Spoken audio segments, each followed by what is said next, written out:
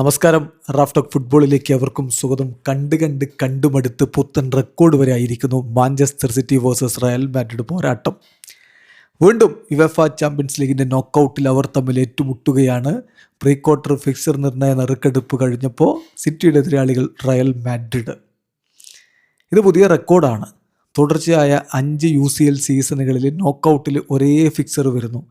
UCL ചരിത്രത്തിൽ ആദ്യം Real Madrid versus City fixture ഇതാ തുടർച്ചയായി 5ാമത്തെ സീസണിൽ. ഒപ്റ്റ കൃത്യമായിട്ട് ഈ റെക്കോർഡ് പുറത്തുവിടുന്നുണ്ട്.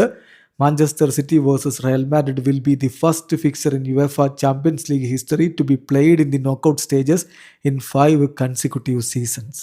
യെസ്, കളിച്ച് നമ്മളൊക്കെ കണ്ട് പുത്തൻ റെക്കോർഡായിട്ടത് മാറിയിരിക്കുന്നു എന്നർത്ഥം. വളരെ ഇൻട്രസ്റ്റിംഗ് ആയിട്ടുള്ള കുറേ കാര്യങ്ങളുണ്ട്.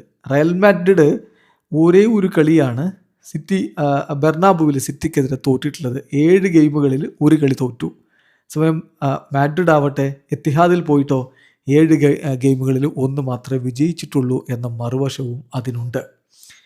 ഇനി റയൽ മാഡ്രിഡിൻ്റെ റെപ്രസെൻറ്റേറ്റീവായിട്ട് ഈ ഒരു നറുക്കെടുപ്പിന് ശേഷം പ്രതികരിച്ചത് എമിലിയോ ബുട്രാഗ്യോനെയായിരുന്നു. അദ്ദേഹം വളരെ കൃത്യമായിട്ട് പറഞ്ഞു, it's weird how every season V play against Manchester city.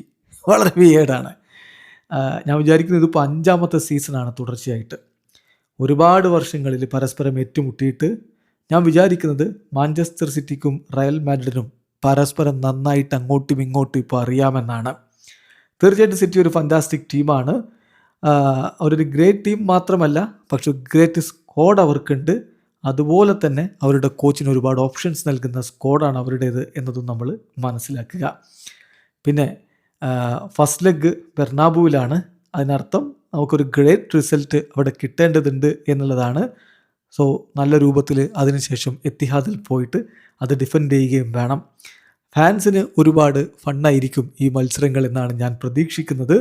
Manchester സിറ്റിയുമായിട്ട് എപ്പോഴൊക്കെ നമ്മൾ കളിക്കുമ്പോഴും അതൊരു ഓൾ ഔട്ട് ഒഫൻസീവ് ഫുട്ബോളാണ്. 2 ടീമിനും ആ ഗെയിം അടക്കി വാഴണം എന്നുള്ളതാണ്. അതുകൊണ്ട് തന്നെ ഒരുപാട് ഗോളുകളും പിറക്കാറുണ്ട്. സോ ഫുട്ബോളിൽ വൺ ഓഫ് ദി ബെസ്റ്റ് മത്സരമാണ് സിറ്റി വേഴ്സസ് റയൽ മാഡ്രിഡ് പോരാട്ടം. തീർച്ചയായിട്ടും ഞങ്ങൾക്ക് ചില പ്രധാനപ്പെട്ട താരങ്ങൾക്ക് പരിക്ക് പറ്റിയിട്ടുണ്ട്. എന്നാൽ സിറ്റിക്കെതിരെയുള്ള കളിയാകുമ്പോഴേക്കും അവരൊക്കെ ഫിറ്റാവുമെന്നാണ് ഞാൻ പ്രതീക്ഷിക്കുന്നത്. കാരണം ഞങ്ങൾക്ക് എല്ലാവരെയും ആവശ്യമാണ്. തീർച്ചയായിട്ടും ഇതൊരു ബുദ്ധിമുട്ടേറിയ മത്സരമായിരിക്കും.